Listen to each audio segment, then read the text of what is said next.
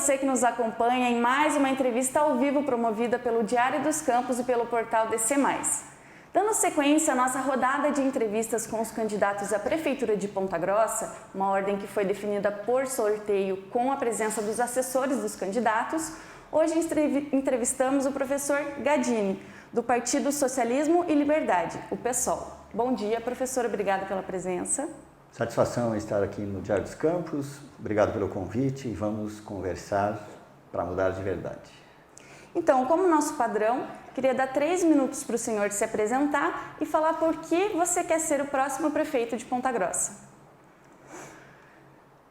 Em primeiro lugar, a satisfação de dizer que, com a aceitação do PSOL, o convite, não é, de forma unânime e consensual, eu me coloco à disposição para administrar a cidade de Ponta Grossa com base em um programa de governo, em um plano que nós elaboramos, que nós discutimos muito e que ele é fruto de algumas ações que dão certo na cidade. Ele também resulta de conversas explorando principalmente os problemas, porque no fundo qualquer função do gestor público é resolver os problemas centrais que envolvem serviços essenciais e nos casos em que já tem terceirização, ou como que quer que chame, concessão, o poder público tem a função básica de garantir fiscalização. Então, depois de muito estudo, muita análise, uma preparação que eu asseguro com muita tranquilidade, de forma muito honesta, foi uma análise detalhada. Nós temos um diagnóstico socioeconômico e humanístico de Ponta Grossa que assegura, na sequência, propostas muito concretas e simples para resolver problemas.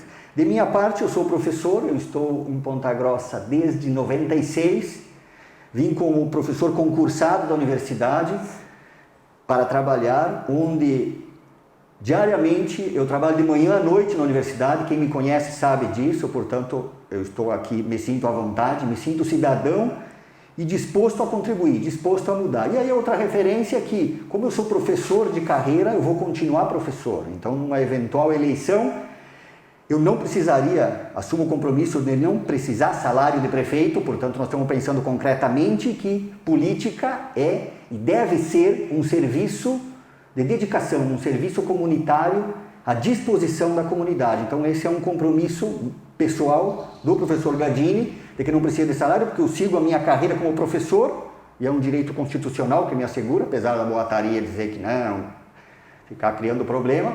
Isso é muito humilde, da minha parte é uma disposição de que eu quero trabalhar, continuar fazendo na Prefeitura de Ponta Grossa o que eu faço com movimentos sociais. Eu participo dos mais diversos movimentos, tenho a satisfação de conhecer a cidade pelos problemas na medida em que eu dialogo com as pessoas dos mais diversos setores, que enfrentam no dia a dia problemas estranhos em Ponta Grossa que você tem aqui e não tem em outras cidades, por exemplo, que a gente vai explorar na sequência. Esta minha disposição, esse meu conhecimento, ele está a serviço como uma dedicação à comunidade. Esse é o meu desprendimento, que nós chamamos um projeto para mudar de verdade. Obrigada. Então, para começar, nas últimas eleições o candidato fez 12.214 votos, quase 7% do total. Nas últimas eleições municipais, Ponta Grossa também contava com 5 candidatos, assim como nesse ano.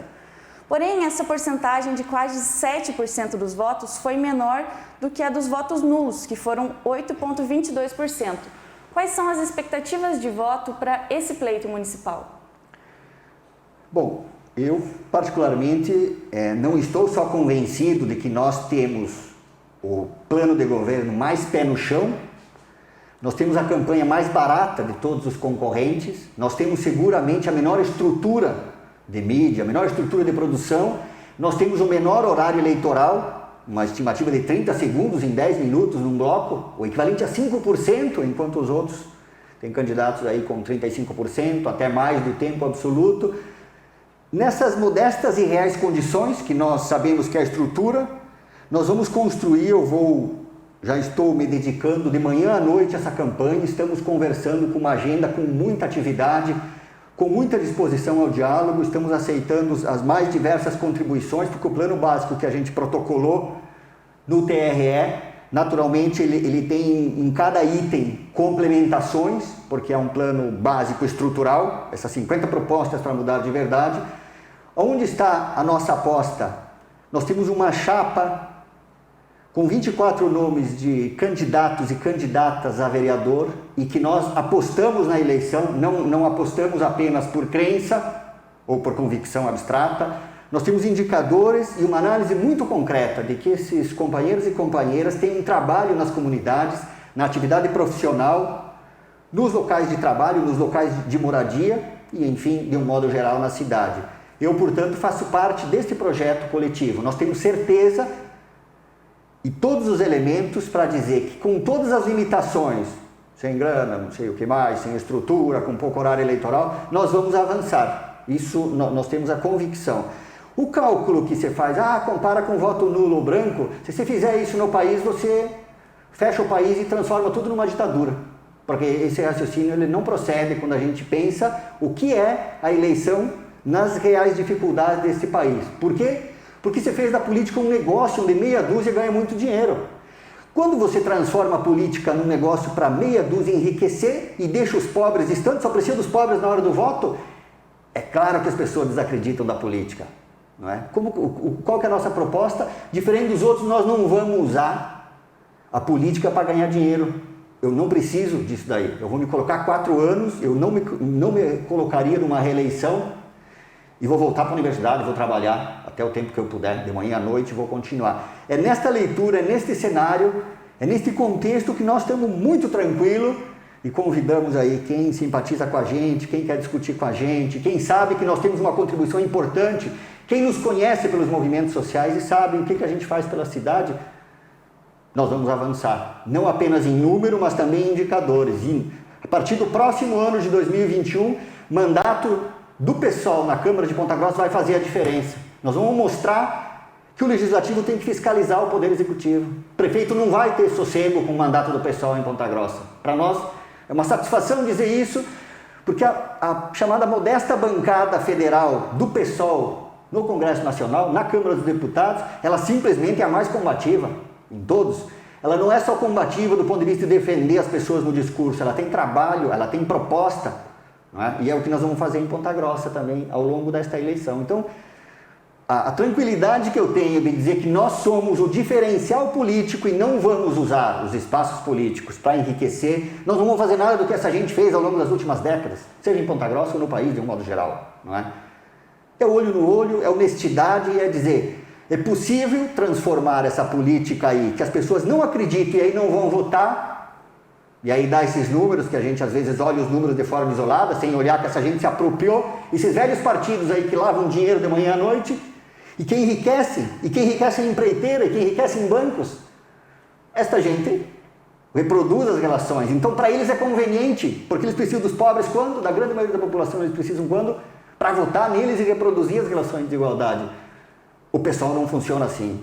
Para nós, política é serviço comunitário, nós vamos fazer valer. Nós temos palavra, nós não rasgamos documento quando a gente assina, nós cumprimos isso cotidianamente. Então, quando eu digo que eu assumo tudo que a gente propõe e coletivamente nós vamos construir, é isso. Nós vamos fazer de Ponta Grossa uma cidade solidária, de forma muito humilde, muito modesta e muito tranquila. Esta evolução do PSOL no país, ela não é só no país, ela é em Ponta Grossa também. E essa leitura que a gente tem, ela é muito tranquila, honesta, e nós temos bons indicadores para isso. Então, é esta a aposta nossa. Candidato, começando falando em reforma administrativa da própria prefeitura. Hoje o município conta com 338 cargos comissionados, incluindo a prefeitura e a administração indireta. No total, são 8.946 servidores concursados. Qual que é a proposta do candidato para a alocação desses funcionários? Esta é uma ótima pergunta e, francamente, eu gostaria e vou desafiar os concorrentes nesse debate, nesse processo eleitoral, para que assumam o fim da farra que é o cargo comissionado em Ponta Grossa. É uma vergonha, gente. A cidade de Ponta Grossa tem a maior média proporcional, o maior gasto e o maior número de comissionados Mais de 300 é uma farra. Quando a gente compara, preste atenção, quem é suspeitado dos meus cálculos, faça lá, entre no portal Cascavel, Prefeitura de Londrina, Prefeitura de Maringá, Prefeitura de Foz do Iguaçu, Curitiba e Ponta Grossa, que são as chamadas cidades médias ou grandes do estado, as cidades que nós temos segundo turno. E, olha, nós temos a maior média, o maior número de cargos comissionados. Funciona aqui? É bom? Será que é pela lenda de que nós estamos entre os rios Tibagi e Apó? Não, isso chama-se má gestão, isso chama-se uso indevido do dinheiro público. Ah, mas é legal a base. Claro que é legal, mas você tem que, num cenário de racionalização, onde a grande maioria enfrenta problemas sociais, o que nós precisamos?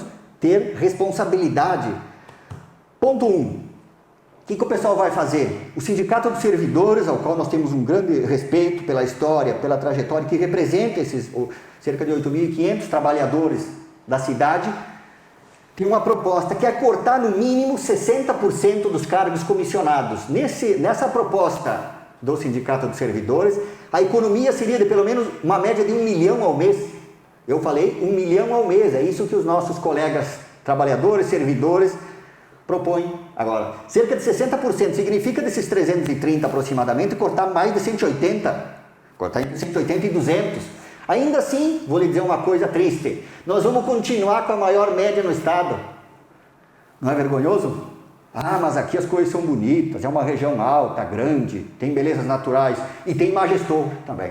Tem mau gestor pra caramba. Nas últimas décadas, vamos lá nos números então, se aumentou gradualmente o número de cargos comissionados. O que significa cargo comissionado? Ah, mas tem funções diretivas importantes. Sim, mas boa parte daquilo ali, rastreie agora as redes sociais para você ver que parte dessa gente está fazendo o quê? Atacando as outras candidaturas. Estão usando a máquina, gente. Fala sério, não é? Vamos lá. Pergunte-se. Tudo bem, é um direito ser cargo comissionado? Pois sim, se está amparado na legislação, não há problema. Agora a pergunta é, precisa de tanto assim? Precisa desse exército de mão de obra à disposição do prefeito para ficar rezando cartilha? Não, de maneira alguma. E o pessoal não vai deixar fazer isso. Então o nosso ponto de partida é esse, é cortar por baixo 60%. Nós temos um estudo que mostra a viabilidade de cortar ainda mais, de economizar ainda mais. Você vai dizer, ah, mas vai faltar servidor. Nós vamos fazer concurso público para servidor. Eu sou professor concursado. Ninguém me nomeou porque gostou da minha simpatia, ou porque achou que eu torci para o mesmo clube dele, ou porque quer que seja. Não. É concurso público, é respeito ao dinheiro. Então, esse é o nosso primeiro ponto. A segunda proposta do Sindicato de Servidores, que nós vamos seguir e vamos avançar também. Então, veja, nós temos um respeito por quem conhece a máquina pública, por quem vive o cotidiano da cidade. A proposta do Sindicato de Servidores é de que pelo menos metade do restante, 40%, ainda assim nós estamos falando de entre 150 que vai sobrar lá. Continua sendo a maior média do estado, gente. Por que Ponta Grossa precisa, por que a Prefeitura de Ponta Grossa precisa tanto servidor à disposição do prefeito? Nomear, escolher, ao bel prazer. Ninguém chega e diz, por que escolheu aquela pessoa para aquele setor? Ninguém chega. Candidato, e focando na proposta, qual é a proposta do senhor para essa metade dos comissionados? É a mesma do Sindicato de Servidores, com a qual eu tenho a grande satisfação de endossar. Metade destes restantes, que vai ficar em torno de 150, nós vamos avançar nessa proposta, nós vamos cortar muito mais aí, mas beleza, é que seja ocupada por servidores efetivos da administração, esses trabalhadores que conhecem a gestão pública. Então, se você pelo menos garantir essa proposta, a nomeação, ocupação dessas funções por servidores efetivos que vivem o cotidiano da cidade, a gente resolve parte dos problemas. Porque qual que é a segunda variável daí? É que reduz pra caramba esse uso da máquina, essas pessoas, esses trabalhadores que são concursados efetivos, ocupando cargos de gestão nomeada de função, eles não vão fazer o mesmo papel à disposição da máquina eleitoral como está aí agora. Então essa é a segunda proposta, ela é muito simples. Do ponto de vista estrutural, vamos lá. Tem setores na cidade que falta profissional. Então nós vamos elaborar um plano também em parceria e em diálogo com os servidores, que para nós é muito simples. Quem conhece a máquina pública são os trabalhadores. E aí nós vamos fazer um plano de concurso público para admissão. Não é? Nós temos setores aí que só tem comissionado, gente. Não é? O retrato que nós temos da administração pública, como diz o povo lá na região onde eu nasci, é quase de chorar em alemão, porque é um negócio inexplicável, não convence ninguém. Manter cargo comissionado, uma espécie de cabidão de emprego, como se tornou a Prefeitura de Ponta Grossa, não é dessa atual gestão só. É bom ter presente isso. No rastreamento que a gente fez, é das últimas 6 gestões. E, candidato, além dos 338 cargos comissionados que hoje a Prefeitura inteira possui, contando a administração indireta, apenas a Prefeitura, desconsiderando as fundações e autarquias, possui 407 funções gratificadas, que é a espécie de cargo de confiança dos servidores de carreira, dos servidores concursados. Na proposta de governo do senhor também há uma previsão de cortar essas funções gratificadas? Veja, o gestor tem um documento lá que diz que é possível nomear, mas ele tem a opção de não nomear, de não usar a máquina. O que esses últimos prefeitos e o atual fazem?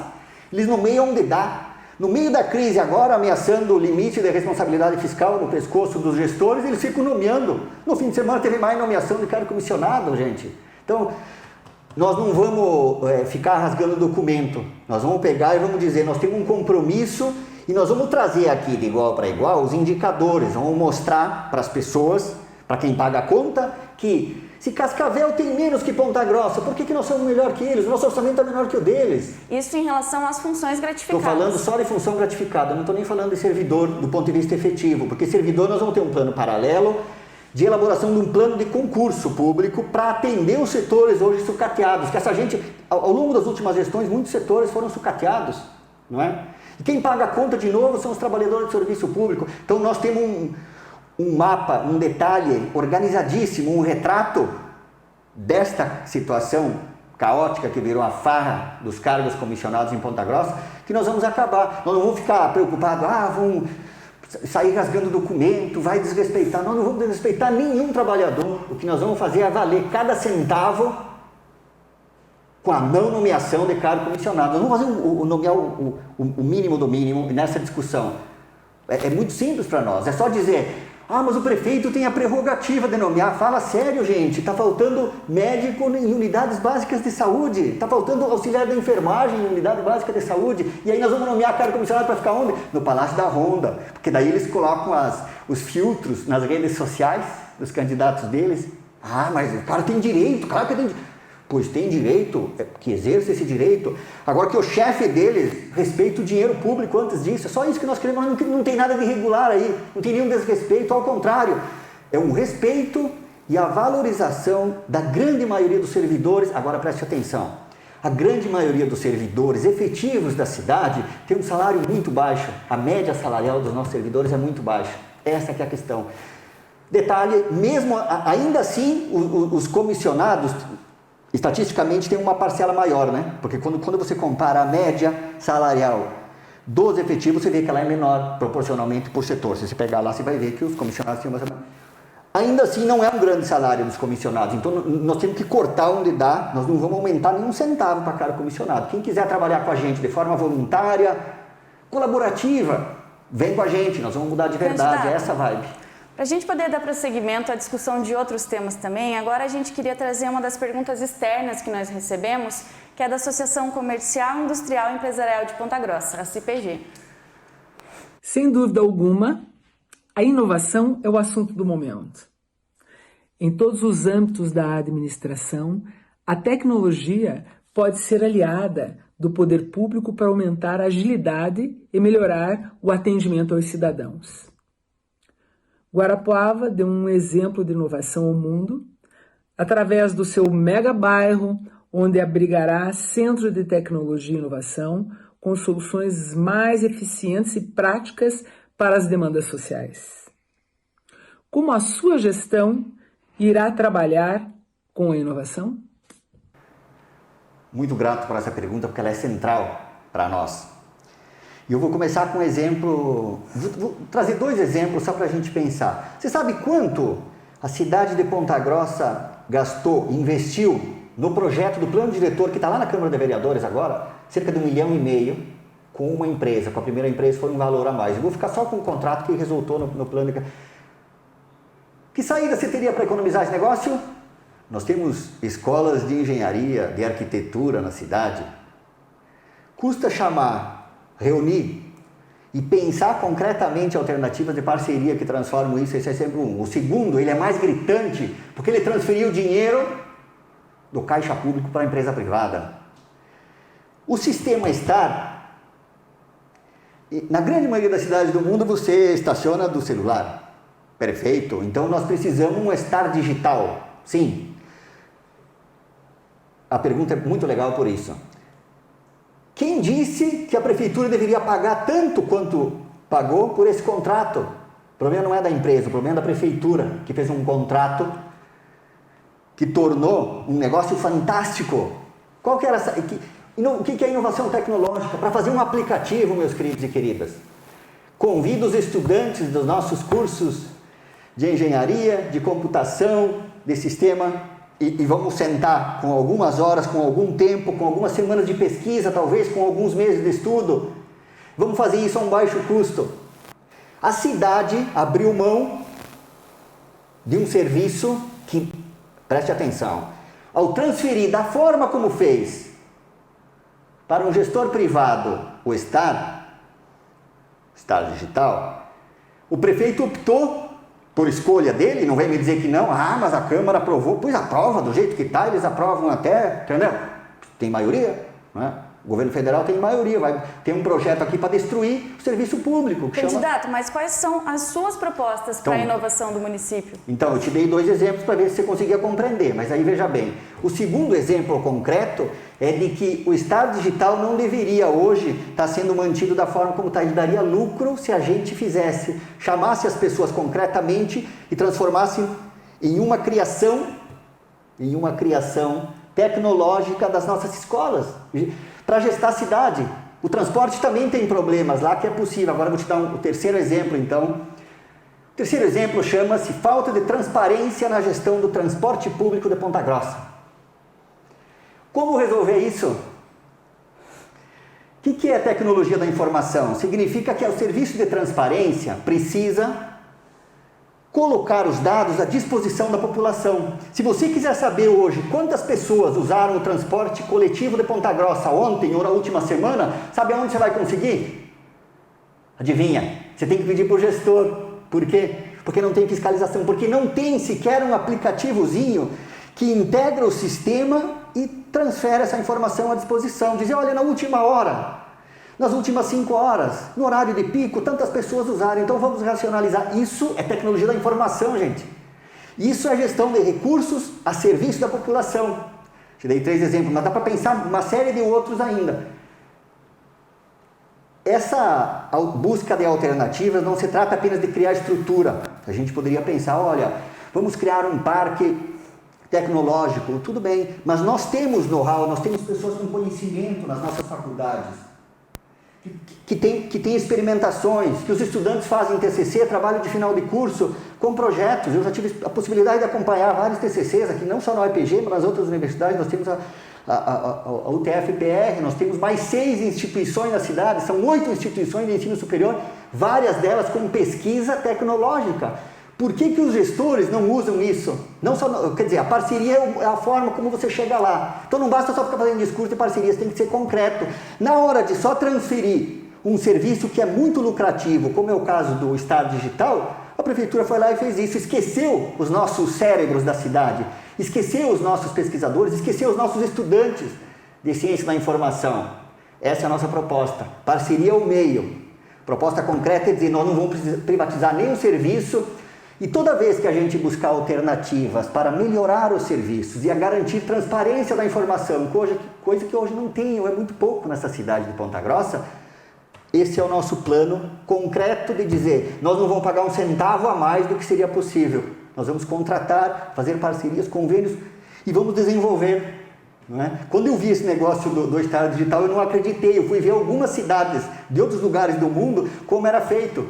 Pois é feito da forma como a gente está propondo. Convida quem tem know-how a baixo custo, que está experimentando, que está aprendendo, que está de fato produzindo ciência, para pensar com a gente os problemas da cidade. Não precisa entender que isso tem que dar lucro, gente. O serviço público não precisa dar lucro. O serviço público tem que garantir eficiência na prestação para atender o maior número de pessoas. É esta a proposta. Então, quando a gente fala vamos pensar intervenções, iniciativas tecnológicas, tem que ser concreto. Essa é a proposta do PSOL. Reduzir custo, não dar lucro para grupos privados, e aí o gestor tem que ser responsável. Não adianta dizer, mas eu abri uma licitação, eu cumpri a lei. Pois sim, mas transferiu um serviço que dava lucro no modelo analógico para uma empresa, reduzir o caixa da cidade, já que são bons, são inteligentes, são gestores, são empresários, são eficientes, não é? Transferiu um serviço que dava lucro para uma empresa e esqueceu os nossos cérebros, esqueceu as nossas faculdades, gente. Simples. Candidato, no seu plano de governo, na questão do transporte público, o senhor cita que quer priorizar o uso e acesso ao transporte coletivo da cidade. Entre uma das propostas mais específicas para isso, o senhor cita a implantação da tarifa zero, o estudo de viabilização disso. No ano passado, o prefeito Marcelo Rangel já havia apresentado uma proposta para a implantação de tarifa zero na cidade, que foi rejeitada por entidades representativas da sociedade e também pela Câmara de Vereadores. No que a sua proposta de tarifa zero difere da que já foi apresentada na cidade? Bom, primeiro que o que o atual governo apresentou na cidade foi uma tungada, como eles dizem. Não foi proposta, não é? Ele pegou um modelo e transferia o pagamento para um único setor. E aí depois começava a colocar, não, mas se não pagar, não entra. Daí as pessoas, então não é tarifa zero. Daí começou, não, mas é que aí tem uma parcela que vai entrar. Textualmente, no plano de gestão do PSOL, diz muito claro, nós temos um contrato para refazer em 2022, no meio de 2022 nós temos o contrato que vence os fatídicos 20 anos de entrega de um serviço importantíssimo para uma gestão privada, sem controle, sem fiscalização por parte da prefeitura. Então, qual que é a nossa referência? O ponto de partida, nós estamos pensando em incluir isso no contrato. Como? Eu não tirei isso da minha cabeça, gente. Eu já andei em cidades onde é possível ver tarifa zero. Quem paga a conta, a gente tem que ser gradual. Ninguém vai de um momento para outro abrir roleta ou catraca e dizer agora, a partir de agora, passe a conta para o Palácio da Ronda. Não. Gradual significa o quê? Pensar, nós temos cerca de 50 mil pessoas na cidade no CAD único, no cadastro único. Você tem que pensar a inclusão de parte dessas pessoas de modo gradual. Você não vai fazer isso de um momento para outro, não é? Se a gente ligar lá agora no chamado Serviço de Fiscalização da Autarquia Municipal e perguntar, meus queridos, quantas pessoas usaram o transporte coletivo de Ponta Grossa ontem? Eles não vão dar, porque eles não têm, eles vão ter que pedir para o gestor. Então o atual contrato deixou a população refém do gestor. E o poder público lavou as mãos. Desde 2002, quando esse contrato foi assinado, ele lavou as mãos. Não tem fiscalização. A estrutura de fiscalização, as poucas pessoas que tem lá não conseguem humanamente dar conta desse serviço. Então, ao invés de fazer as nomeações deles lá, dos amigos e parceiros, por que não faz concurso para fiscalização, para garantir a fiscalização, para a gente saber de fato como que a gente vai fazer um diagnóstico concreto se a gente não sabe que estrutura que é? Entra lá no portal agora da autarquia e busca quais as últimas informações do transporte coletivo disponível. Quem está nos acompanhando faz esse teste lá. Vamos lá então. Qual que é o processo de implantação da tarifa zero? O ponto de partida é rever o contrato, porque da forma como o contrato está, ele é uma vergonha. Tem um documento público na Câmara, que foi uma CPI de 2009, que concluiu em 2010, esse documento está disponível. De lá para cá foram outras 2 CPIs, mas eu vou ficar com esse documento de 2009 porque eu acompanhei de perto. Ele mostra textualmente a situação inacreditável que o gestor de 2002 assinou esse contrato. Não dá para acreditar. É um dos únicos lugares do mundo que está escrito textual, gente. Pode entrar lá e conferir. Que não, a tal de planilha, chamada mágica da planilha, não, tem que garantir a planilha. A planilha assegura lucro líquido. Serviço público assegurar lucro líquido de 5% está desrespeitando. Não está desrespeitando só os pobres, está desrespeitando a gente, todo mundo que paga a conta. Todos os serviços incluem lá insumos, óbvio, renovação da frota, é óbvio, tudo isso tem que ter. Tem uma atualização de custo, tem uma depredação, tem isso, tudo isso tem recursos humanos, salário dos trabalhadores, todos que gestam o sistema.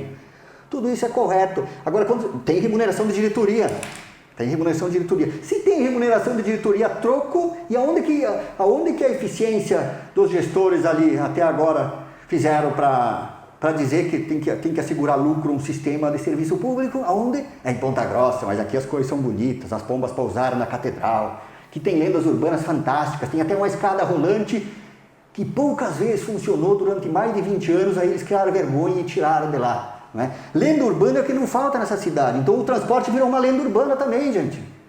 Se diz, se promete a cada 4 anos, não se faz nada, porque não se fiscaliza e aí não tem informação. Então não dá para culpar o gestor, não dá para culpar a empresa. Tem que culpar o gestor, o administrador da cidade, o prefeito que assinou e o outro que renovou. O ex-prefeito chamado Vosgrau, desculpe, em dezembro, no apagar das luzes, em dezembro de 2012 ele foi lá, mais 10 anos, uma pedra no pescoço do povo, porque o anterior lá em 2002 já tinha decretado 10 anos com uma pedra, com esse modelo. Como que eu vou implantar nesse modelo de cálculo de tarifa viciada uma tarifa zero? Não tem condição, ninguém é louco. E o pessoal quer mudar de verdade, nós temos propostas concretas, mas nós não vamos rasgar documento, nós não vamos rasgar contrato, não vamos fazer nada disso. Como implantar a tarifa então? Nesse raciocínio, tem que passar de uma vez essa lenda dos 20 anos aí. Que o Todo-Poderoso e as forças astrológicas nos ajudem para passar e nunca mais voltar essa chamada herança maldita que essa gente deixou no transporte coletivo da cidade. E aí, nessa proposta, ao discutir, nós vamos convidar as pessoas para implantar a tarifa zero. De que forma? Gradual. Nós pretendemos incluir aos poucos parte das pessoas, dos autônomos, dos trabalhadores sem vínculo empregatício, das pessoas que precisam dos programas emergenciais de atendimento, a sobrevivência mesmo, que nesse momento aumentou em função da pandemia do coronavírus. Aí nós vamos incluir de um modo gradual. Mas 50 mil no Cade Único, aí vai quebrar o sistema. Então quem não entende coisa nenhuma e quer defender o continuismo, quer defender que os pobres continuem pagando a conta, vai dizer isso. Inclusão gradual significa pensar que é preciso elaborar um plano de inclusão dessas pessoas que não têm acesso para que elas usem o sistema sem pagar. Isso aí é ampliar passe livre, é criar um modelo gradual de inclusão. Porque retirando os vícios desse contrato que está ali, nós podemos fazer isso no novo contrato. Então o nosso projeto de tarifa zero, ele é modesto, mas ele é factível, porque a gente vislumbra fontes para custear o sistema, não é? E aí, veja, quando a gente valoriza e aposta no sistema público de transporte como mobilidade preferencial, a gente também tira carro da rua. Eu moro muito perto do meu local de trabalho, mas eu não posso ir de ônibus. Quer dizer, eu até posso, mas eu demoro simplesmente mais de ônibus do que se eu for caminhando. É um negócio impensável, porque toda a estrutura que decorre daí, rotas, modo de deslocamento, ele decorre do que é viciado, que é a forma de gestar o contrato. Então você tem que buscar eficiência. Uma comunidade lá isolada na região da cidade, vamos pensar lá uma das comunidades lá no fundo da Chapada, nós estamos falando de mais de 13 quilômetros daqui, precisa de ônibus, como que faz?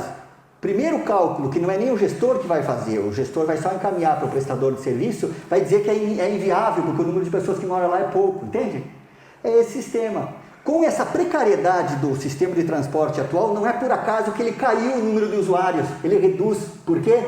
Porque de fato as pessoas que precisam mesmo começam a cotizar os sistemas de aplicativo particular aí, não é? Aliás, aí tem um outro negócio dentro do sistema de transporte que é preciso pensar. De novo, no mundo, em várias cidades já existem cooperativas de usuários que não precisa transferir dinheiro para a Califórnia, para os Estados Unidos, para a Inglaterra, nesses aplicativos. Você sabe que você faz isso, né? Dependendo do aplicativo que se usa, você está transferindo dinheiro. Porque o know-how é dessas empresas que controlam o sistema internacional. Então, mas aí tem uma empresa, que eu não vou dar nem nome aqui, aquela é eficiente. Diversas experiências em cidades do mundo criaram cooperativas com motoristas locais para atender bairros, para atender zonais. Daí o que você faz?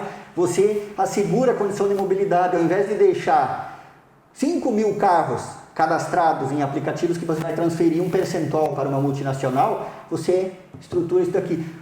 Mas a cidade não tem. A cidade, o prefeito, tem competência para isso, porque é a área urbana, ele é o síndico, por assim dizer. Sabe o que é um síndico, né? Eu fui síndico de prédio e sei como é que é. Então, naquele espaço, você tenta resolver os problemas do coletivo, de quem mora no entorno. Então essa é a função do prefeito. Se você entender o prefeito como um síndico, você vai ver que ele não deve enriquecer nem favorecer ninguém, ele tem que encontrar saída. Então o nosso plano para fechar de gradual implantação da tarifa zero é viável e muito concreto, porque nós não vamos de um momento para outro só jogar uma planilha na mesa e dizer a cidade que paga, nem tem dinheiro para isso, não é? Mas essa é a diferença entre a proposta, o debate é interessantíssimo, então se o atual prefeito teve uma contribuição, foi trazer o debate, mas não a forma como ele propôs, porque a forma, como diz o povo, foi uma tungada, né? Jogou na mesa, tarifa zero, de fato, o conceito de tarifa zero é esse, mas não da forma como se propôs, essa é a diferença. Candidato, nós temos também uma pergunta externa que veio do Conselho de Desenvolvimento Econômico de Ponta Grossa. Meu nome é Leonardo Pupi Bernardi, estou representando o Conselho de Desenvolvimento Econômico de Ponta Grossa. Senhor candidato, qual a estratégia para a atração de novos investimentos industriais e de centros de distribuição? Muito bem. Você sabe que o ouvinte, o telespectador, o internauta do Diário dos Campos que nos acompanha, sabe que essa promessa de grandes indústrias virou uma lenda, né? A grande maioria das cidades disputa a indústria reduzindo o imposto, dando vantagem, dando terreno, dando uma série de vantagens que os pequenos, as micro e pequenas indústrias, os micro e pequenos empreendimentos da cidade não têm. Então, a pretexto de atrair investimento, você desonera o caixa, você cria indicadores de custo para a cidade, mas não beneficia quem está lá no bairro mantendo o empreendimento. Então, veja, tem uma lenda aí no mundo todo, mas no Brasil ela é mais trágica. E nos locais onde os prefeitos só pensam desta forma, vamos trazer indústria e tal, eles entregam tudo que a cidade tem, e às vezes eles não cumprem depois, aí dá problema, né? O Paraná tem exemplos trágicos de montar montadora na região metropolitana de Curitiba, no governo Lerner, que era, agora você vai virar um polo industrial, desmontou, depois acabou, não é? Então veja, não é só a crise, é preciso buscar alternativas. Qual que é a nossa proposta concreta? Se um microempresário ou um autônomo precisar de 5 mil reais, que para muita gente, 5 mil não é nada, 5 mil reais para quem não tem renda, para quem trabalha diuturnamente para sobreviver, é muito dinheiro, porque não tem margem de sobra, ele precisa de banco, sim, ele precisa de empréstimo, pois é. Se ele vai em qualquer banco aqui da estrutura atual no país, ele não é um problema de Ponta Grossa, não é? Que é o chamado sistema de lavagem financeira, que manda no país. Se ele vai em qualquer banco, vai lá, eu preciso desses 5 mil para dinamizar o meu negócio, não é só refazer, é para dar a volta mesmo e fazer com que eu consiga sobreviver nesse cenário de mercado. A taxa desse negócio é altíssima, é impagável. É um dos lugares onde o juro dá mais lucro, chamado rentismo, chamado capital vadio no Brasil, ele dá nisso. O que o pessoal tem a ver com isso? O que o candidato do PSOL, uma eventual gestão do PSOL tem a ver com esse negócio? Nós vamos estar no nosso plano de governo também. É a proposta, o incentivo à criação de um banco comunitário. Como funciona um banco comunitário nos locais? Tem mais de 100 cidades no país onde existe projeto e iniciativa de banco comunitário. Como funciona?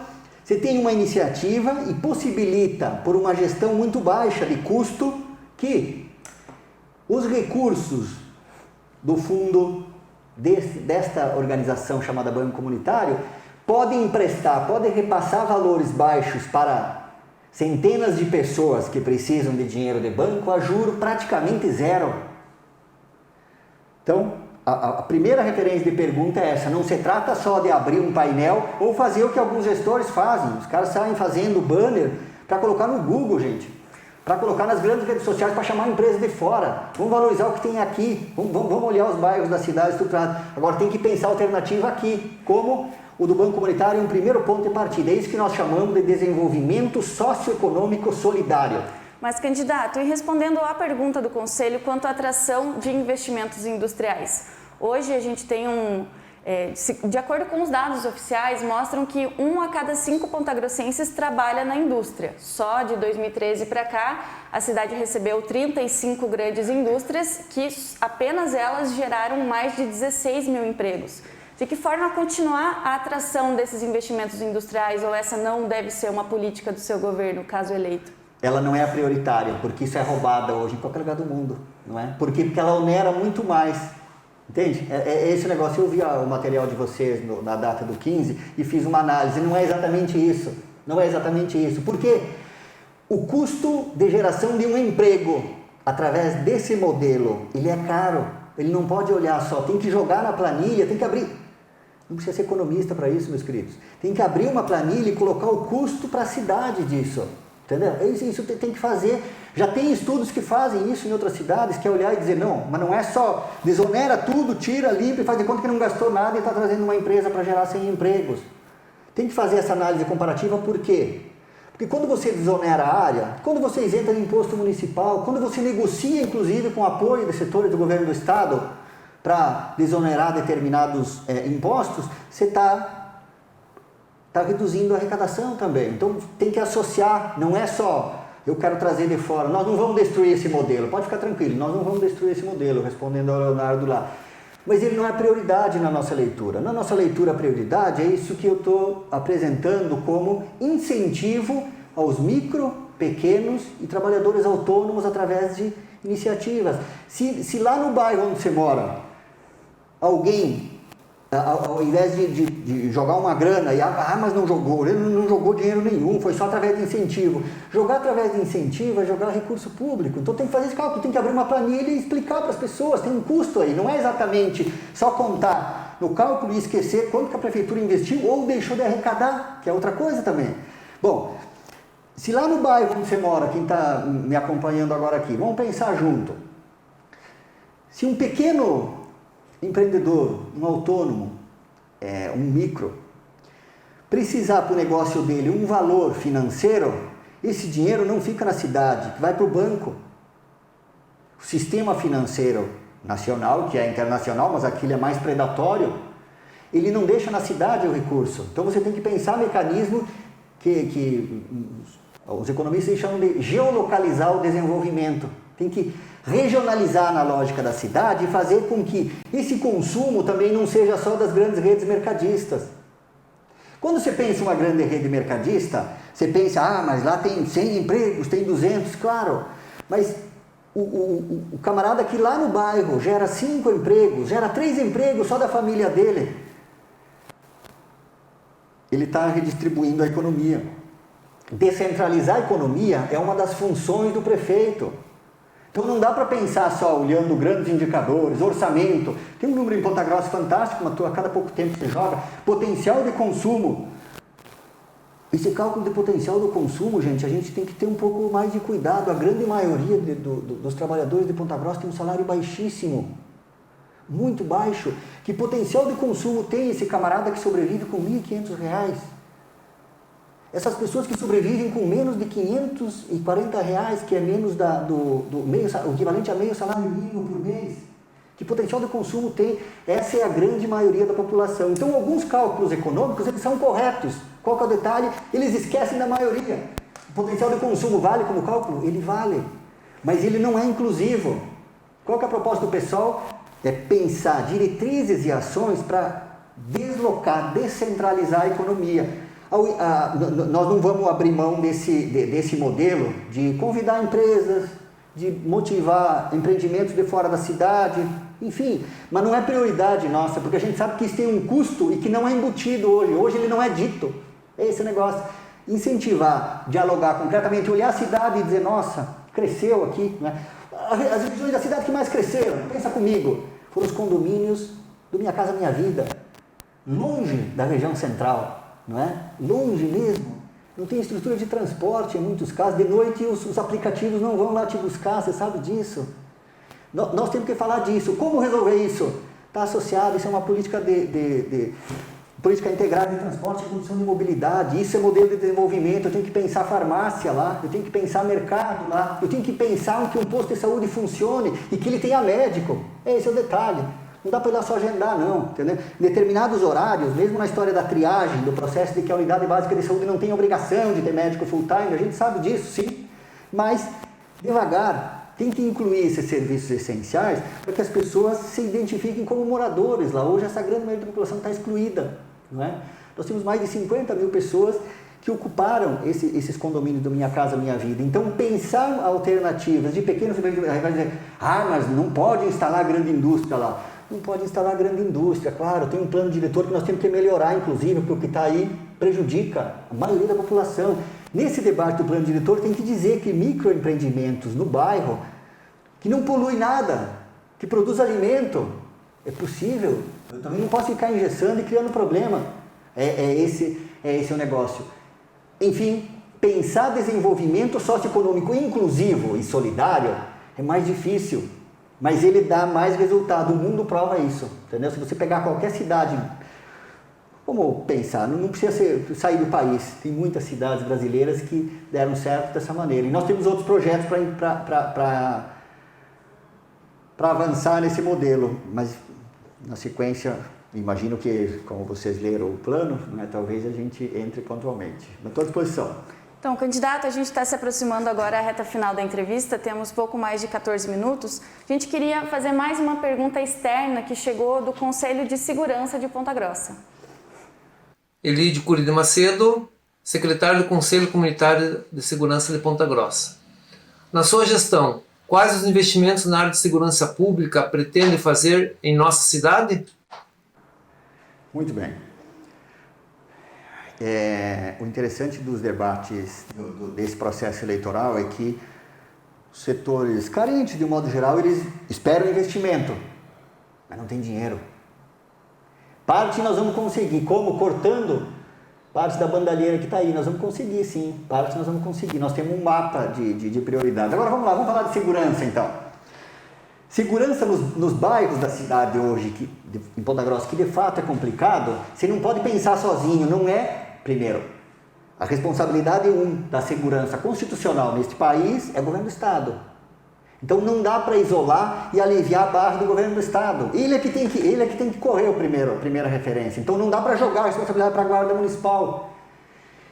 Se um prefeito vier aqui prometer que vai ter recurso para jogar na estrutura de segurança da cidade e jogar nas costas dos trabalhadores da Guarda Municipal o problema de segurança, ele não está sendo honesto. Não está sendo honesto. E ele está fazendo um negócio que é mais grave, que politicamente é transferir a responsabilidade do governo do Estado para a cidade. Então, ponto 1, se liga aí. A primeira responsabilidade, quando a gente fala em segurança, chama-se governo do Estado. Isso aqui não é no Paraná, é no Brasil todo, que é constitucional. Claro, o modelo de guardas municipais avançou no Brasil, sem dúvida. E tem um negócio importante da Guarda Municipal, que é o conceito de polícia comunitária mesmo, de guarda comunitária, que é exercer esse papel de proteção patrimonial na cidade. Isso é importantíssimo. Do modo geral, no mundo funciona assim, não é? Esse esforço de integrar polícias, estruturas de segurança. A Guarda Municipal não é polícia, não é? Mas integrar estruturas de segurança. Vamos lá.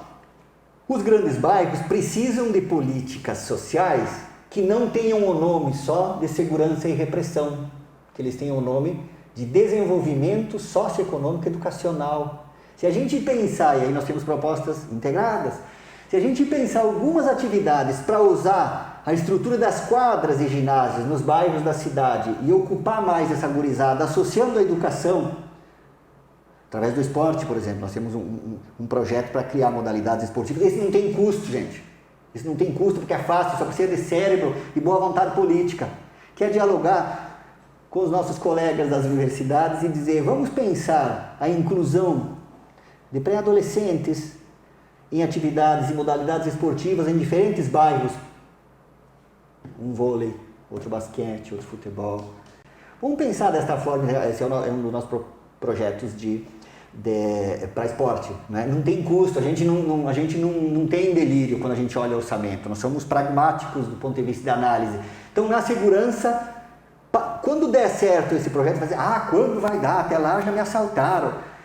É um processo, nós temos que buscar formas de maneira coletiva, mas não é o dinheiro que vai resolver, não é montar máquina, não é montar estrutura e sair no velho modelo de repressão, isso não vai funcionar em lugar nenhum do mundo. Então, nós vamos, primeiro, tem que ver o quanto a cidade avançou do ponto de vista do comprometimento do orçamento ao longo dessas últimas 2 décadas, destinando recursos para a segurança. Estou pegando agora concretamente a Guarda Municipal. Não estou dizendo que nós vamos desonerar isso, não estou dizendo que nós vamos demitir trabalhador, de maneira alguma. Isso nós jamais vamos fazer, nós vamos fazer com os comissionados. Não é? Então, não é esta saída. A saída mais simples é, ponto 1, recolocar a função do governo do Estado, cobrar onde tem. Cadê os deputados daqui que votam com o governo, que votam com tudo, lá junto aos atos? Não é? Na hora de retirar direitos da população, na hora de ferrar professor, na hora de tirar aposentadoria de servidor público, eles estão votando todos juntos. Agora, na hora de cobrar compromisso constitucional do governo do Estado com as condições de segurança da cidade, onde está, joga contra a prefeitura. O pessoal não vai fazer isso, não. O pessoal quer discutir a responsabilidade dos gestores locais, buscando alternativas, como em parceria com esses setores. O Conselho de Segurança é um deles. Nós temos que fazer isso, dialogar com os mais diversos setores. Mas dinheiro de olhar e dizer, eu vou jogar de 1 bilhão lá, né? Tem a lenda de 1 bilhão, Ponta Grossa tem 1 bilhão de orçamento. Cara, a cidade do meu porte tem mais. Se aqui está tão bom assim, então os outros estão nadando, estão num céu de brigadeiro, então tem alguma coisa errada aqui, não é? Aonde que está errado? É o modelo de gestão, meus queridos e queridas. Não é? A segurança, portanto, está associado a estas políticas de indução e inclusão de jovens em programas de educação, esporte, e que de fato reocupem, principalmente nos bairros onde não tem opção de lazer. Se não tem opção de lazer, você sabe que a médio prazo essa criançada tem um grande risco de entrar em atividades ilegais. Essa é a tendência. Então, o que o poder público tem que fazer? Tem que ter políticas, programas de indução ao desenvolvimento, de incentivo à educação, de incentivo ao esporte. As coisas elas não vão se resolver de um momento para outro. Vai falar, mas você disse que não quer nem, se você for eleito, você não quer nem reeleição. Pois não, pois eu fico 4 anos e volto a trabalhar na universidade sem problema nenhum.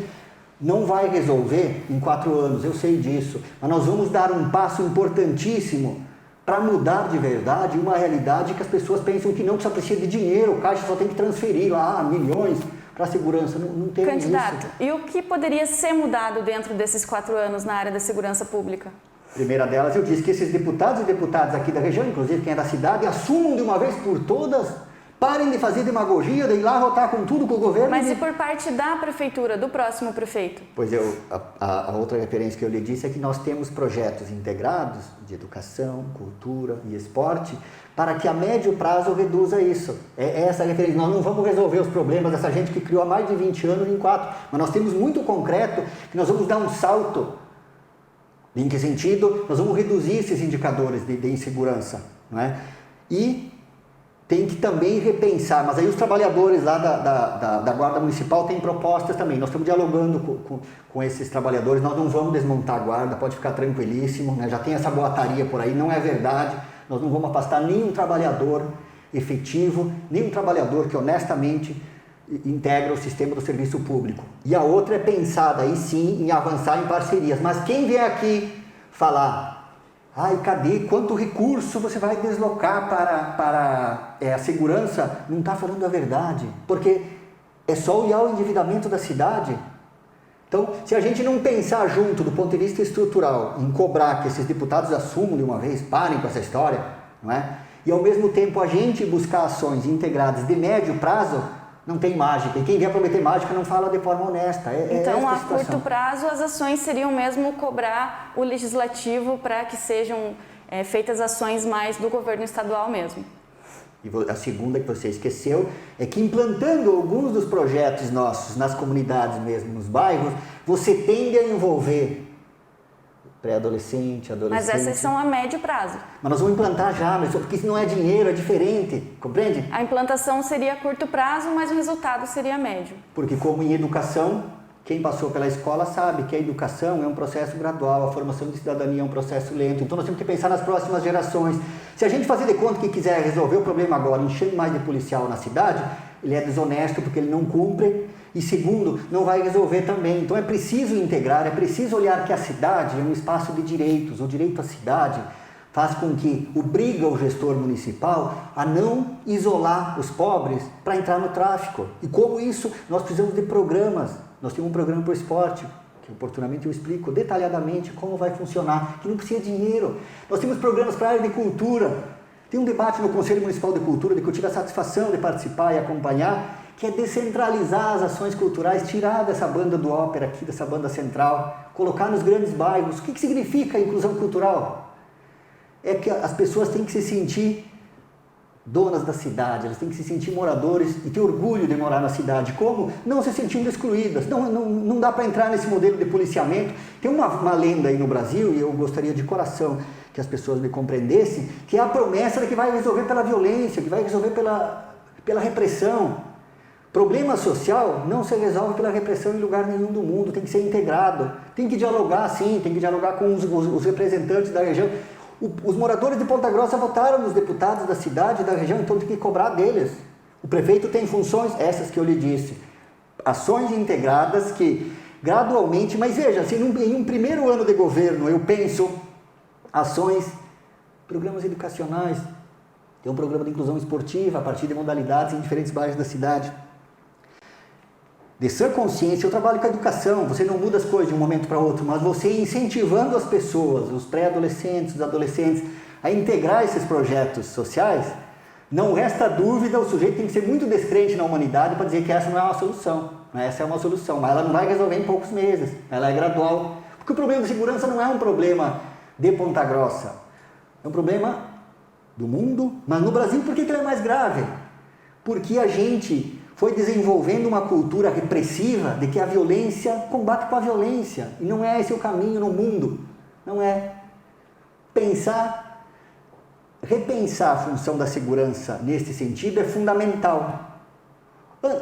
Paralelo ao problema da segurança, o que a gente pode resolver?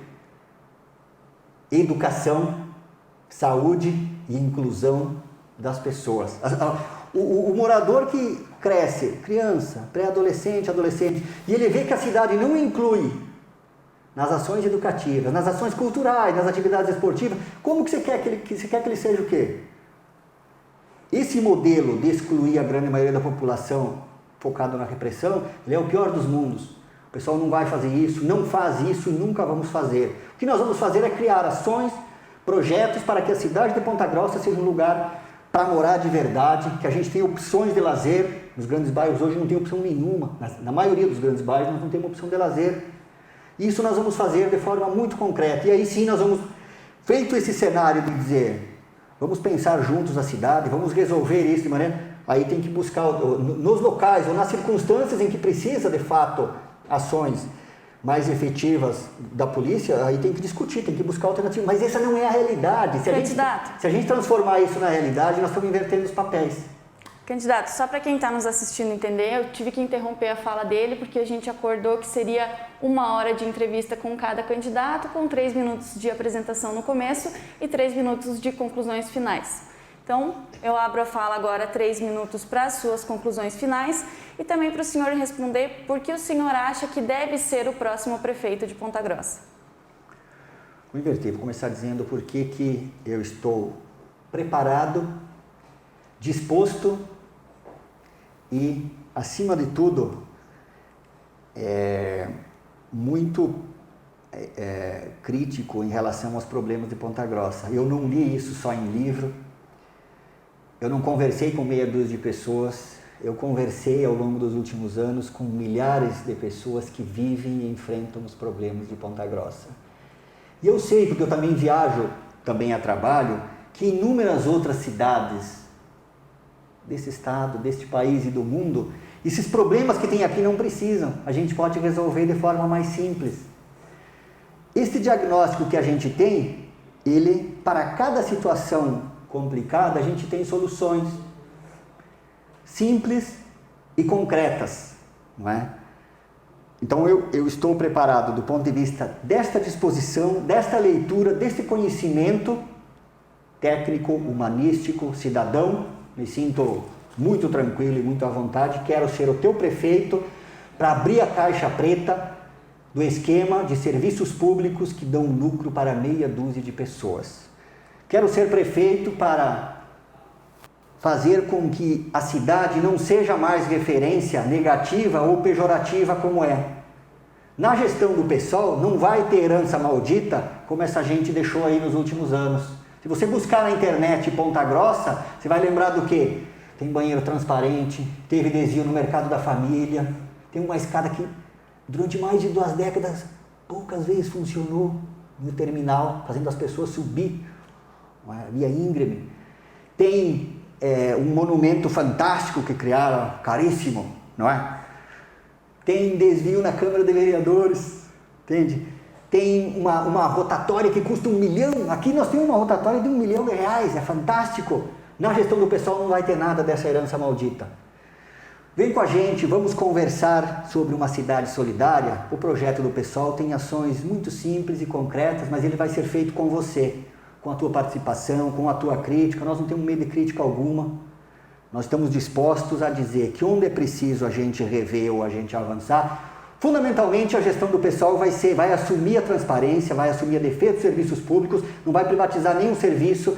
E esta cidade solidária que nós queremos construir, nós precisamos do teu apoio.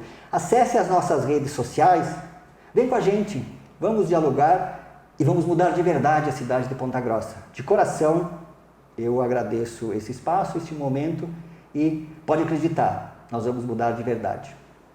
Tá certo, candidato, muito obrigado pela sua presença, pela sua participação. Obrigada também a você que nos acompanhou até aqui. Lembrando que a entrevista fica disponível na nossa página do Facebook, no portal DC+, no nosso canal do YouTube. Obrigada e até a próxima.